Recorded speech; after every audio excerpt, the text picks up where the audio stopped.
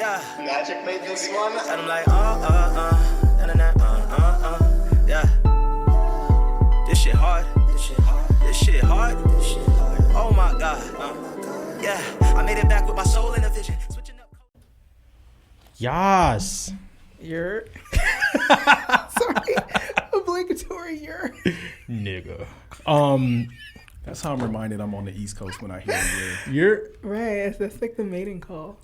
the mating call. If you respond to men that you're you, then I understand things. Things are making sense. Ladies and gentlemen, welcome to season 2 of the Creators Toolkit podcast. I am Yanni Blue.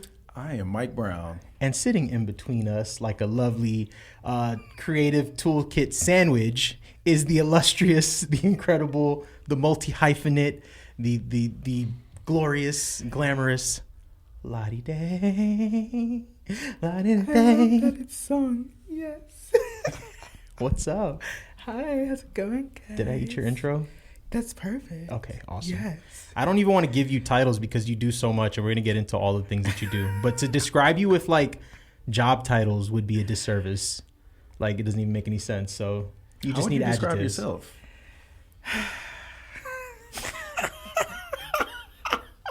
Where do I even start? I am a multi-hyphenate portfolio careerist. Oh, I like that. I like that. It's the Did you same- just come up with that? No, I stole that from someone else, sort of. But it's okay. Let's pretend I did. That works. I like that. Okay, wow, we love that. I would describe you as such as well. I was thinking on the walk here that we met as songwriters, as art. I was introduced to you as a songwriter and as an artist, and in my head, you kind of went from that to like imploding into like all your hyphens. But I was actually curious to find out, like, at that time that we connected, were you already like doing everything else you're doing, or was that something that evolved after that? And did you just identify as an artist and writer at that time? Yeah, so I had moved to LA for music things, like for songwriting specifically. I was like, okay, I'm going to go to Los Angeles. I'm going to write for Rihanna and Beyonce, and I'm become a millionaire. Yes. And then I was like, oh, that's not how it works. Cool. And then all the things kind of came after that by way of just kind of needing to survive, because you already know this. The LA hustle is real. Mm-hmm. So I was like, okay, how can I make money and maintain my sanity? And it's like, okay, sure, I'll do some freelance social media work. Oh, okay, sure. Like songwriting showing up. Sure, I'll work at like a tech startup and do some random biz dev stuff. Okay. Oh, I have things I want to talk about. Sure, I'll cold pitch, some freelance journalism work and actually land at a publication. Right. At several. And that's kind of just how it happened. Just like needing to survive and wanting to remain creative. That's awesome. And I appreciate you sharing that because when we were planning this season, one thing Mike had asked me was just be very intentional about the people we brought in. And I couldn't figure out what the connection with everybody was. Like some really cool guests, yourself obviously being the first one. And that is really what it was. I was realizing that everybody I had met doing one thing, and over the years, they've all just kind of imploded into all these incredible spaces and are thriving, but not in the things that we initially set out. Yeah. Or not, at least not in the way that we initially set out. And I think that's so inspiring. And when you talk about a creator's toolkit, it's like, those are the tools I think people need because what do you do after you get to LA and you don't get to write that song for Rihanna? Like, how do you keep going? So, I'm really excited you're here. This is really dope. But Rihanna, if you're watching, call me, girl. Right. Me too. I'm available. Look. You know what's funny though is I hear you say that though. I think having those dreams as a young person is what gets you here. Like I think if you weren't aiming for the Rihanna, you wouldn't be doing what you're doing today. Oh, 1,000,000%. Yeah, I mean, because like I had no reason to like leave New York. Like I'm from here, born and raised, and Yonkers, right? Yes. Yes, YO. And I was working in Midtown East at a law office, and it's like I could have just kept doing that. And I was like, this kind of sucks. And I quit my job, moved across the country, took all my money out of savings. Like nobody knew. Like my family had no idea. So if my mom watches this, sorry, I love you. And this was right before COVID, right? Did we meet in COVID or right before so like it? This was before. So I moved to LA like the fall, winter of 2018. Okay. And so I was only there for a little over a year before like COVID really Oh my God. hit. So like a year and a half-ish. And then I was like, oh, this is how they get down. Because they had tanks in the street. It was getting ghetto. Yeah. And my mom was like, I don't know or care what you're doing over there, but come back. Oh my gosh. Yeah. So I do have a question about your experience though, because I know you said like the hustle of LA. I lived out there for 13 years, but now being on the East Coast, I'm kind of like blessed. I look at the East Coast hustle as like very fast. I'm curious for you, like what's the difference in the two? It's not about the speed. Actually, I think the lack of speed is what makes it difficult. Like you can Lack get, of speed in LA? Yes. Okay. Like, because the thing is, when you're from New York, you're accustomed to a certain type of. I was someone who was also using public transit in LA / like Uber Pool. Rest in peace, Uber Pool. Same. And I would go down. First of all, nobody was ever running down or up the stairs in the subway station. What an observation. And it was every like 7 to 15 minutes these trains went. I was like, oh, y'all not trying to do nothing here for real. Copy. Buses barely ever ran. Ubers even would take like 10 minutes to come. I was just like, no one's actually doing anything here. But the hard part, I think, was really trying to like hold a quote unquote job, because I was really just doing like a bunch of random stuff. Like I would be extras in like a music video one day, and then I did a little bit of like waitressing at a couple different places. That's actually how I met Frank Ocean. Oh, wow. Randomly. Yes. I was working as Did he tip? I didn't service it. I'm sure he did though. Okay. I'm sure, but he low-key was quiet. It was Steve Lacy who was a little bit more chatty. But that tracks. right? Totally. You didn't tell me anything I didn't know. Right. But yeah, it's just like the rent needs to be paid every month on the 1st, and I just had to figure out how to get that money together. Man. So, yeah. I love how you say that you made your pivot in survival, but you've ultimately ended up sort of working in service, which is like, if anybody else is an Oprah fan, she always talks about like the real, the real sort of destiny, or like we fall into our path when we work in service. So I think it's so cool that like you got there from a place of like, I need to figure out my shit, but now you are like this master source for other creatives, like just through your output and through your newsletter, which is incredible.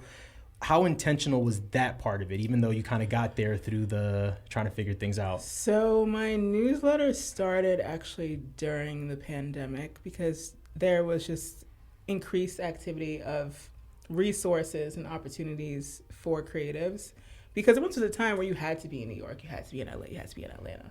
And when everything is shut down, Idaho is the same as no shade to the, potato people, but it's just like, it's the same as anywhere else, right? So it interestingly kind of evened the playing field. That's also when Clubhouse is popping too. Yeah. So I just kind of, the newsletter really started as threads. Like I would just do these threads, be like, hey, like just this came across my TL, maybe someone's gonna find this interesting. And those started going up, and I was like, hey, what's a way to kind of like streamline this and make sure people can get it? Because algorithms be algorithmic. Yes. So I was like, okay, like email is forever. Let me just try that. And so like, I built up a newsletter list of like thousands of subscribers who are just like looking to find their way. Couple thousand folks. Just find their way in the music industry and creative industry. So it's it's fun for me to do. It's totally free. Like, no one's like paying for that. But I'm always accepting sponsors. So I feel that. Because MailChimp really be trying to play me. I'm not going to hold you. Really? Yeah, because once you get over a certain threshold, they start charging. So I technically like lose money on the newsletter, but I don't care. Like it's not, I don't do it for that. Right. And the same thing with my podcast. Like the podcast is technically losing money, right? Because it doesn't make anything. It's like we do all the stuff. We put it on YouTube. It's free. But it's really just the love of the game. Right. The love of the game. You give out a lot of resources. How do you replenish yourself, and how do you get resources back to you? Maybe that's what 2025 is for. Period. I feel that. Yeah, I don't know. I think, and the thing is, like, this is kind of just an extension of just who I am as a person. I've always just been like a giving person. I was also like raised that way, so I think it's an extension of that. But I am trying to work on how do I do me part and like pour into me. I'm still figuring that out. That's fair. And I mean, it's I think it's cool to hear because, like you just said with the previous answer, like your work is so fulfilling that is to some degree a pour in, but it is also important to have like that space that's like just giving to you, because it is. I don't know if it's exhausting for you, but I know in my experience, like that output, it can be exhausting. Yeah, it's just like it's like another commitment. So I already have a bunch of commitments that are paying commitments, like from work, and then I have the ones that are outside of work that are not. And then also separately from that, like I manage artists. That's also like, you know, a job. So all these things are things I enjoy, obviously, but you know, their time and their effort. That's real. Yes, I love that you are expressing that, because you are so omnipresent, and it's a good reminder that like we're all human. Like even though you're able to sort of appear to always be everywhere and be all, you know, you're like, I got to figure this shit out for myself still. Like that's an important thing to acknowledge. I love that. What we got next? Oh, actually, speaking of that, so okay, let's just really the Rolodex real quick. And I'm probably gonna miss stuff, but I'm gonna miss stuff too. Go ahead. You're a writer. Well, you just even mentioned in this sit down, you're a writer, and you manage artists, and then you're also this resource through like your newsletter and through your social media. Also, you're the queen of X. You I actually saw one of your tweets on Complex about Kanye. Oh God! Yes. The artist formerly known as Kanye West. Send me that. There you go. You are truly omnipresent and doing like so many really, really cool things. Do you feel pressure to pick a lane? First, the first question. The omnipresent they does try to pressure that, but I can't do it. I honestly don't know if it's ADHD or just like the fact that I just have so many interests. I can't pick a lane. That's fair. I like what I like. I like music. I like fashion. I like, you know, anything culture related. And if you think about it, culture is everything. Culture is politics. Culture is TV, film. It's like anything that ties into anything that affects us. Like I care about that, you know? It's like, no, I can't pick a lane. I am the lane. You are the lane. Period. And something that comes up, because I feel like we're the same way. I feel like a lot of creatives are, but I'm curious, like, what keeps you from giving into that pressure of people telling you, like, you have to fall into a lane?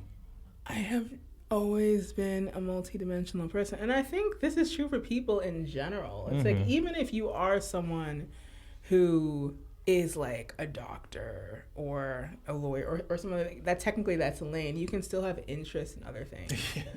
And you can still become even bigger than what you ever were because of those interests and other things. Like, I just don't think it's human, like innately, to be one track minded. No. One of my favorite pieces of advice actually that you gave me when I had asked you, like, when you show up to all these spaces, especially spaces that are specific to different things that you do, how do you introduce yourself? Because the other day somebody asked me what I do, and I was like, I'm a songwriter. And I realized, like, that's not really accurate anymore. And you had told me, you were like, you know, just be who you need to be in that room. And it was like revolutionary, but it was like, oh, duh. Like, if you're at an event where you're trying to find more artists to manage, you're an artist manager. A million percent.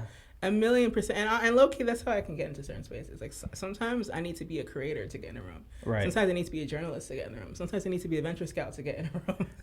Sometimes I need to be a songwriter to get in a room. Whatever I need to be, that's what I am. But I'm all those things. Right. So, for people who do aspire, because I think there are people who are incredible at picking their lane, and shouts out to them but then for the people who do aspire to do the work in the ways that we all do, what is one piece of advice you'd give them just to kind of not get lost in the, I do a lot of things? Like, I think you just need to put yourself out there, both online and in real life. Like, all of the opportunities I get is just from being outside or being inside, but out there.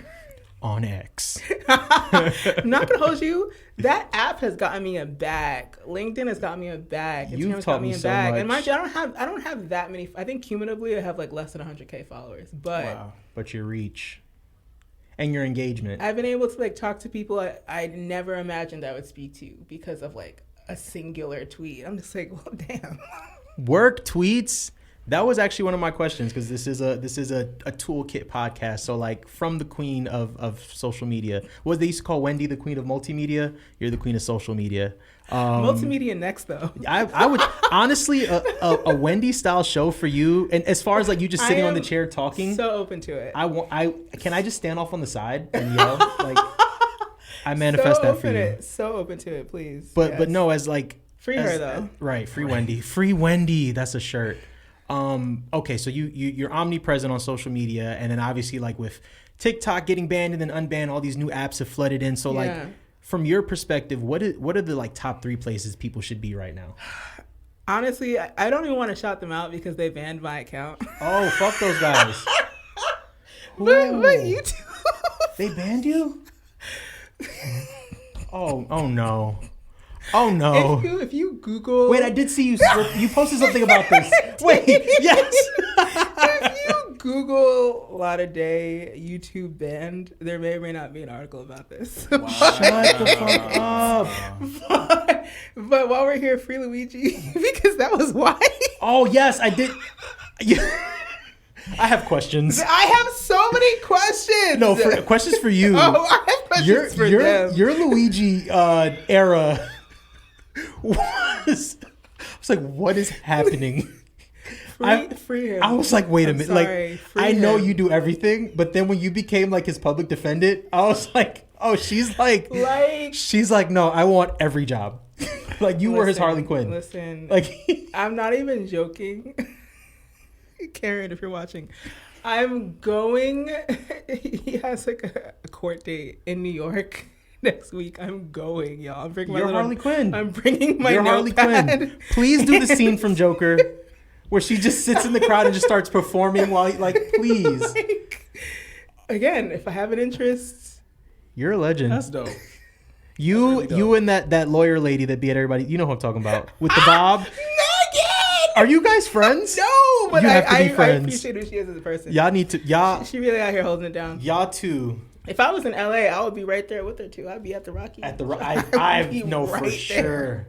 Yeah. Oh my God! Free Luigi, free Wendy. Listen, free Rocky. Oh, so you need to have like a press pass or something to go in there. Like, how do you even get in? I'm just gonna show up. I don't know what. I don't know. They're just gonna see her and be like, she belongs here. I'm just gonna show She's supposed to be here. They're gonna let me in. I'm just gonna sit and take my notes. That's hilarious. I remember watching that era. At this point, you have eras, and they're incredible. Yeah, I mean, that's what started that's why I created a Reddit, like specifically. Oh, I don't even know how to use Reddit. I figured it out. Of course. I was so mad about my YouTube being banned. I made my first ever Reddit post. Like, my YouTube was banned. Fuck. I don't know. Reddit feels like there are like outskirts of the internet where I'm just like, I don't know if I can make it out there. Interesting place. And the thing is, I've always been aware of it, obviously. And anytime I would search anything on Google, I would be like, yada, yada, yada, Reddit. Because Reddit has the answers to everything. But I never felt the need to make an account. But it's like people's answers. And the thing that's also bizarre about it is that when you follow someone on Instagram, you're following a person. And this is true for even YouTube, Twitter, whatever. Everyone on Reddit is anonymous except for me. There may be like 3 other people who are also like... their Reddits aren't connected to... Their Reddits are just like randomly generated names. And I'm just like... Oh, wow.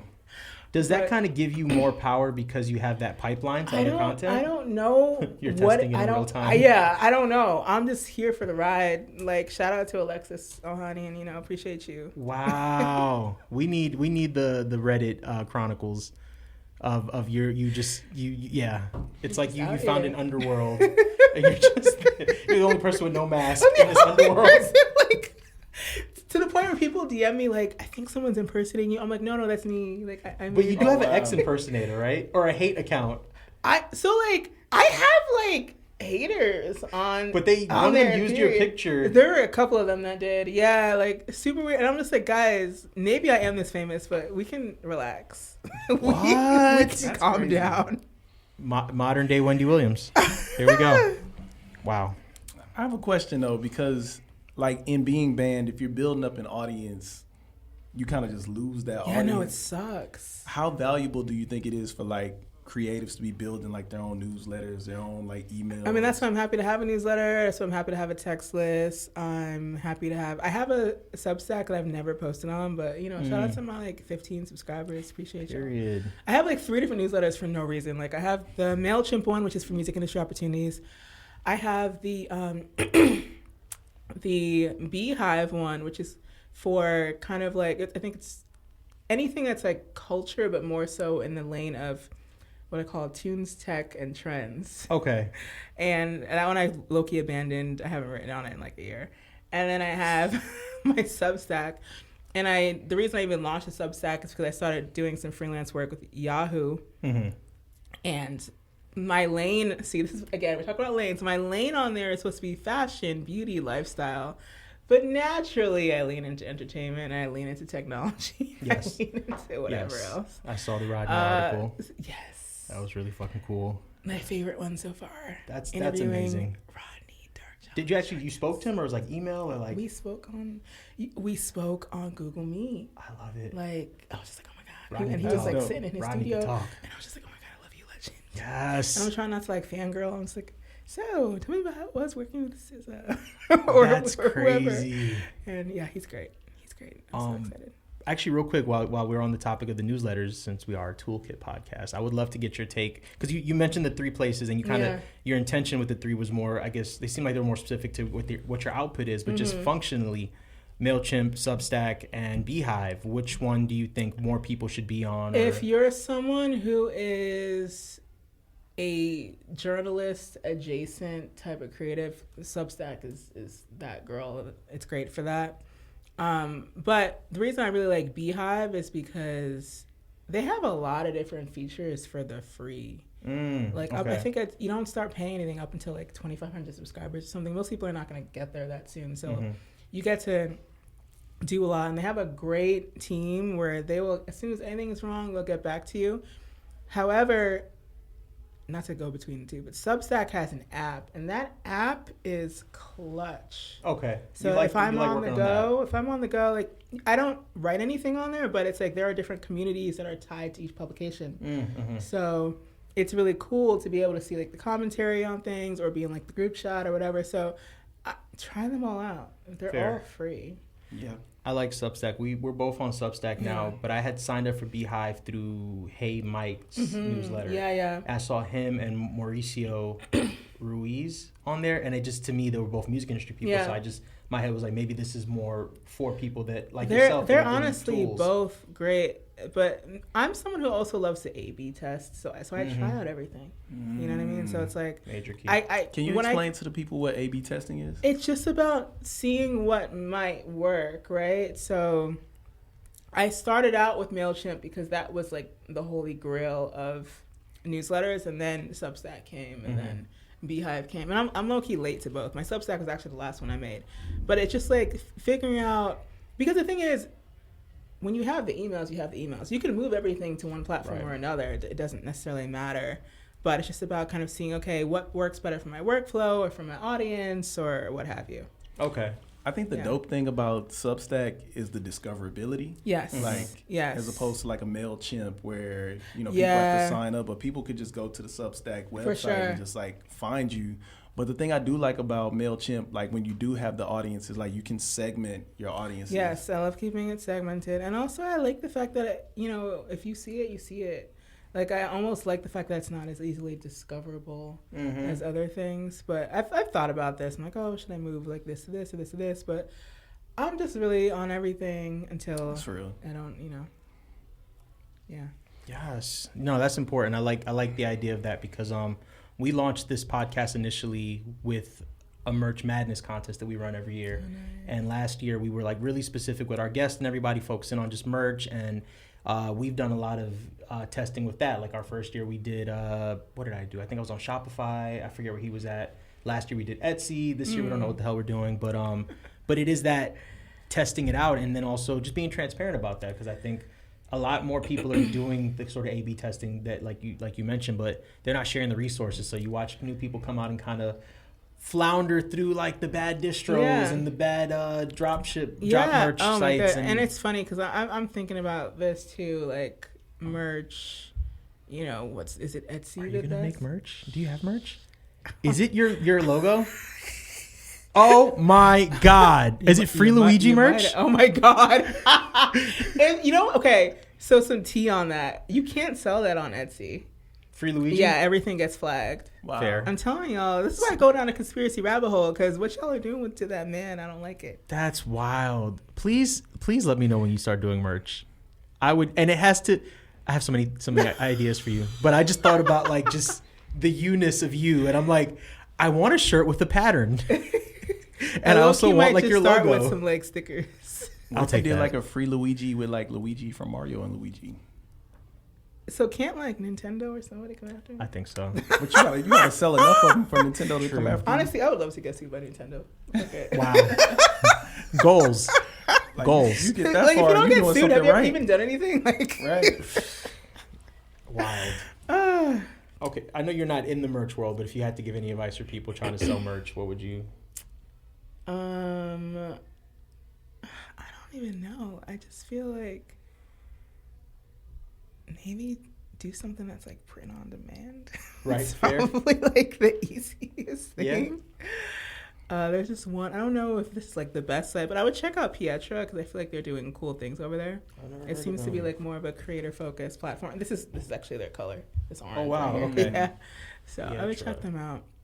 Yeah. But yeah, just like try stuff. I don't know. Like you can't go wrong with just trying stuff. But I think it's worth it for everyone to try it because honestly, you don't even need a huge audience to make money on merch. No. Yeah. So, and low key, that one T-shirt is gonna go farther than, I don't know, whatever money you'd make from like YouTube views or whatever. Sometimes. It's free So, advertisement. Yeah. yeah.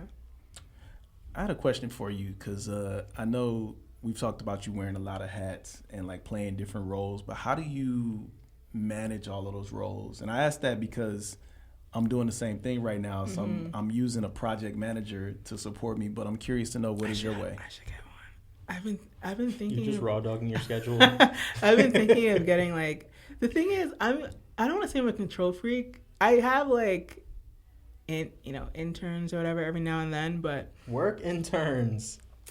I really should get like a VA or something. I don't know. I just Wait, what's a VA? virtual assistant. Oh, Yeah. wow. Okay. I just spend like a lot of time up, which I don't think is ideal. Right. I don't sleep a lot. I think part of it's like insomnia, but also maybe it's like all that blue light. These are blue light blocking. I don't know if they work for real, but it's just like when you're up, you could do a lot. That's real. I'm up for like 17 hours a day. I'm not saying I'm working all 17 hours, but you're up. yeah, but I'm up, so that allows me to write. I spend a lot of time just writing. Writing comes very naturally and easily to me, so yeah, I don't know, guys. Wait, so outside of like, because I know when we scheduled this, you were like, just please send me a calendar invite. So your calendar's Woo! important. Listen, I know calendar's important to you. GCal, That's your girl? Okay. on my phone, on my laptop. That's the very first thing. I have the email reminders set up. I have the pop-up. I have, yeah. Because if it's not on the calendar, it's not happening. It's not happening. Yeah. It's just not. And then outside of that, are you just like keeping notes? Or you just like Yeah, I have a lot of Alarm clocks, Post-its. I actually like physically writing a lot. Okay. So I have like a physical notebook of stuff, of like to-do list stuff. Oh, he's good with that. And just what I got it's right so here. satisfying to physically cross stuff You off. probably have good handwriting too, huh? No, it's terrible. Oh, fuck. Yeah. Exposed. It's like, and it's purposefully bad. Like, I don't, Like, just for me to it's like, understand. yeah, it's for me to understand. I don't need anybody go to my notes. Fair. Yeah. So yeah.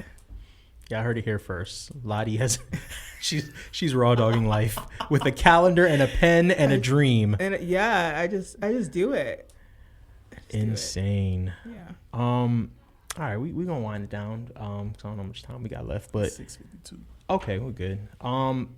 With all of that said, like a lot of your work is, like I said, in service. A lot of it is super functional as far as like you assisting other people, and I know that there are parts where you are still being creative, but like which one is the most creatively fulfilling for you?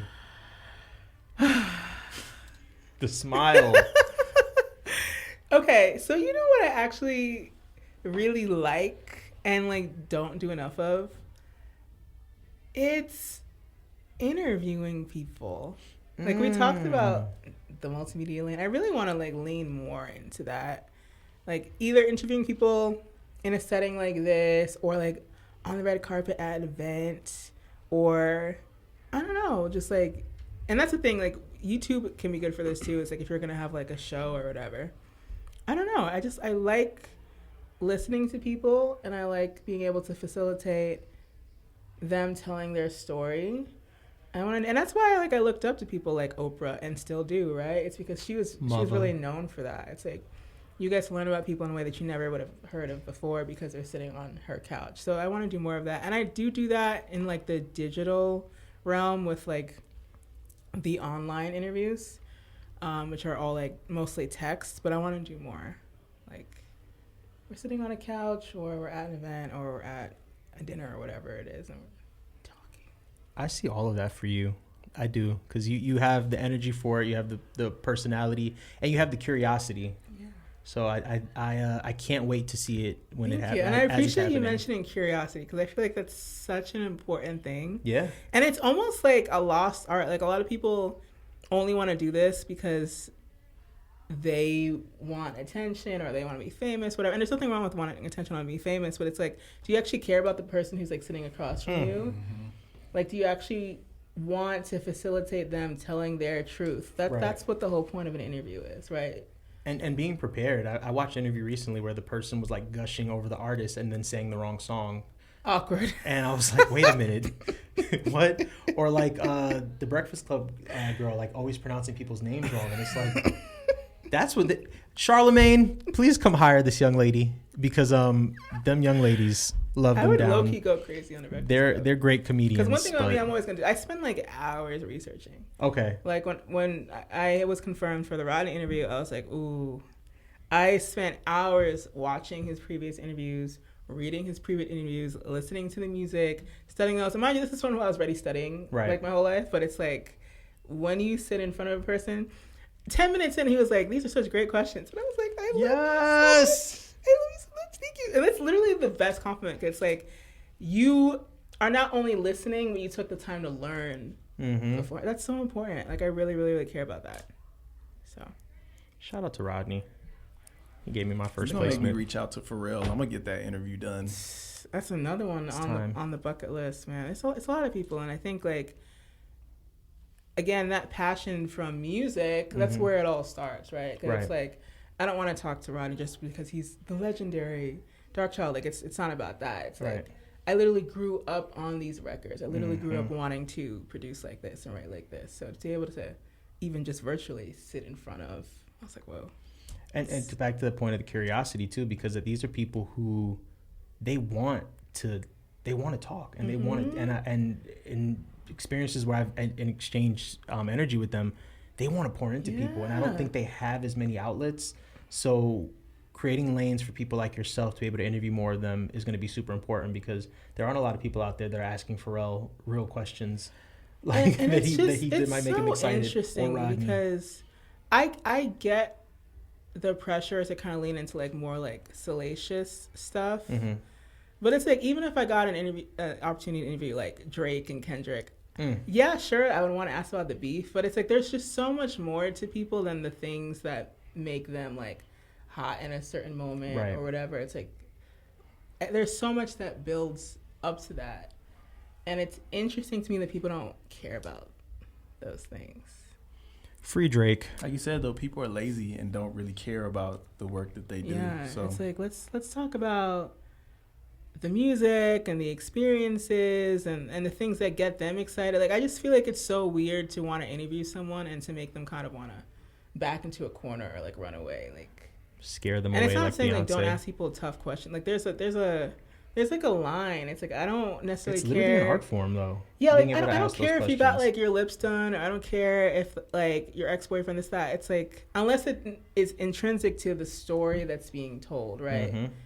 And it lends itself to you being able to like tell your truth or the truth in that context. I don't know. It's just like, that's what separates the Gales from the Jesselariuses. Shout out to both of them, though. Lottie, where can the people find you and all the things of you, all of you? I know they could just go online and find you, but if they literally did not know how to find a person, where are they going? So my @ is literally the same anywhere. If you find me in one place, you can find me everywhere else. Period. It's Ladidai, LADIDAIX in most places. Sometimes there's 2 X's depending on how naughty she's being. What's going on? But yeah, I remember I'm even on Truth Social, y'all. Oh my God! I haven't done anything on there, but I'm just like, I need to find MAGA in like their natural habitat. No. What's the? I ask you this every time, but what's the first song people sing when they hear your name now? You already know, Ladidai, like funny, that's always the one. Mine is the Santa Gold still, and I appreciate that that's because my favorite one. That's like a more cultured, right? That would be. I would love for you to interview Santa Gold. Okay, but you want to know where I'm also mentioned? And Justin Bieber, if you're watching. Yes. Angels Speak by Justin Bieber featuring Pooh Bear. There's this one part where he goes, Ladidai. What album is this? It's on the Justice Deluxe. It's the one that has the black and white. And it's actually such a great song, y'all. I'm playing that song at my wedding. It's so good. Yes. Okay, we're gonna start. Actually, that's what your fans should do. Do your fans have a name? Lottie fans, can you start a playlist of songs with her name in it and just put Santa Gold at the top? I'm on the It's floor. called Say Ah, and she sings La-da-da-day, la-da-da-day, la-da-da-day, oh, la, la. That's it. That's all I got, y'all. Sing. That's all I got. Oh, thanks for joining us. Oh, we don't have an outro. Oh. But I think we're done. Do you want to synchronize stop? 3, 2, 1. That's fire. Do it again.